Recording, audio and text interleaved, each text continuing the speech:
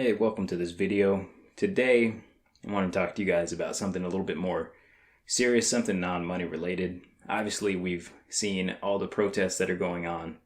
We've seen all of the just craziness that's going on in the streets. Seattle is literally on fire. People are being shot, and it's crazy. So I hope you guys are all safe out there.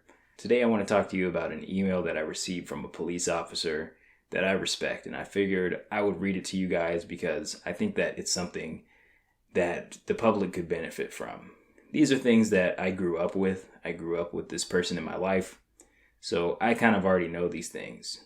This whole issue, a lot of it is centered around, like, the divisiveness is, what should we do? You know, should we defund the police? Should we get rid of the police, abolish the police? And there's some, misconceptions about what that exactly is, what that looks like. I'm not really here to talk on what I think should happen. I understand the history. I understand that there's been brutality. I understand that there's been some situations that have been a little bit fuzzy, a little bit less cut and dry. But today I just wanted to bring you guys a message from this police officer about what we should do today. So regardless of what you think we should do moving forward, this is, in my opinion, what we should do today. So let's just go ahead. So he writes, "You asked me about what you should tell your children when they are pulled over by a police officer. First of all, every traffic stop is a fishing expedition. Sure, we might pull somebody over for a speeding ticket or a busted headlight, but typically we're looking for more. We've been in a lot of these situations, and some of them we've had to make an arrest. So we're looking to get the bad guys off the street. A traffic stop is an investigation. We're looking to find dirt. Usually, when you find a little dirt, you keep digging, and you find more dirt. Let me give you an example. I see a car blow through a stop sign. Many times, people with that disregard of a stop sign also disregard other laws.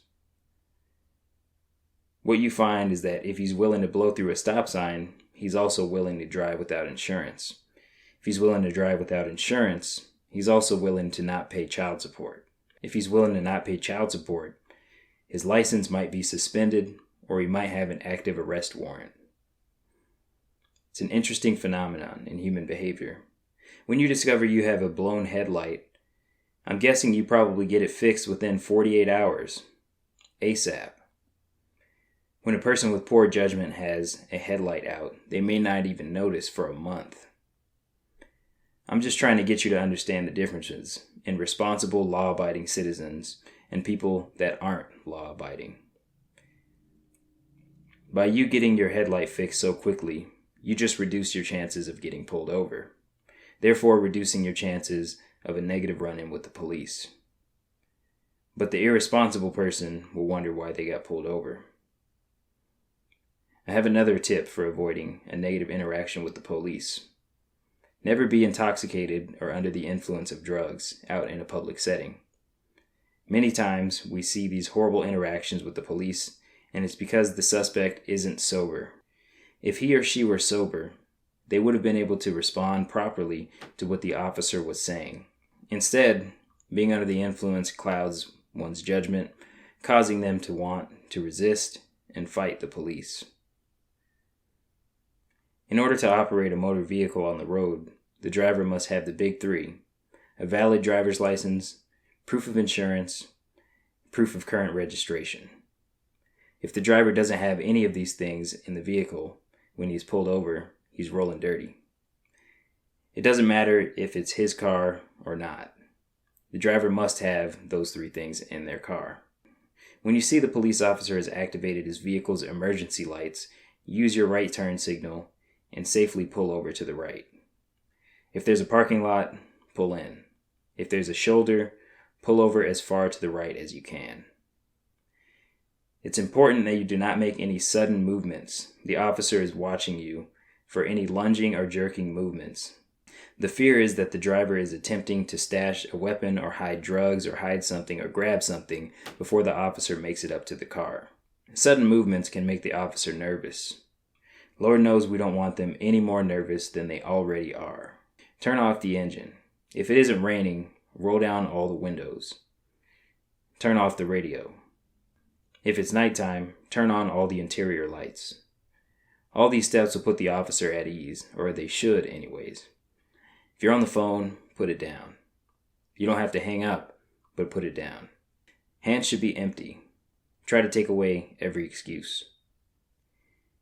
If you feel comfortable, have all your documents ready and sitting on the dashboard. Otherwise, wait until the officer asks for them. Place both hands on the steering wheel. We are trained to watch the hands. If you have multiple passengers in the vehicle, tell them to place their hands on the dashboard or on the seat in front of them. If passengers are young, children, don't worry about it. Everyone in the vehicle should be wearing a seatbelt. When speaking to the officer, speak to him just like you would a parent or grandparent. Show respect. It makes a difference.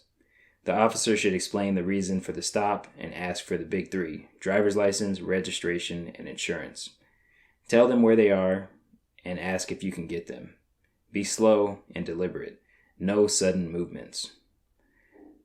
Look for the officer's name on his uniform. If you are speeding or ran a red light, don't be afraid to ask the officer to give you a warning. Explain your driving record is clean and you don't want to mess it up. Ask for a break. If you have the big three, you might get a break. If your record isn't clean, don't lie, because he's going to go check it when he goes back to the patrol car. If you feel like you have somehow been violated or treated unfairly, I suggest you comply and complain later.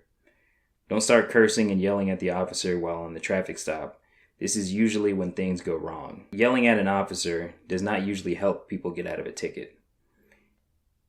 I suggest getting the name of the officer and the badge number. Don't be afraid to ask the officer for a business card. If you ask, he'll tell you his name and provide a card. Again, as soon as he walks up to the car, start looking for his name tag. When speaking to him, try to use his name. This lets him know immediately that you know who he is. It's not a big deal, but it's a big deal if he wanted to give you attitude. Please understand, if you have been driving drunk or were speeding like 25 miles per hour or more over the speed limit, don't expect the officer not to write you a ticket or not to arrest you. If you're guilty, you're guilty. One last thing. Most officers are like mirrors. If you act like a jerk, they will act like a jerk. If you're respectful and professional and polite, the officer will most likely be professional. Chris Rock says it best. Don't break the law, follow the rules, and you most likely won't get your ass kicked by the police. Always comply. Don't fight the police.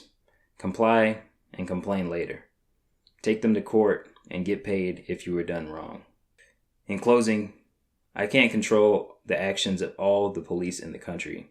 I can only control my own actions. Be smarter than the police officer. Don't give them any reason.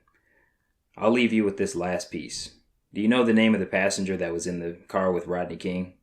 Most people say, I didn't know there was a passenger in there with him.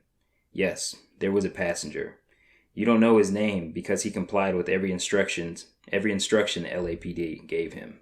But when you're drunk and have cocaine in your system like Rodney King did, you don't want to go along with the program. Now, I'm not saying what those police officers did to Rodney King was right.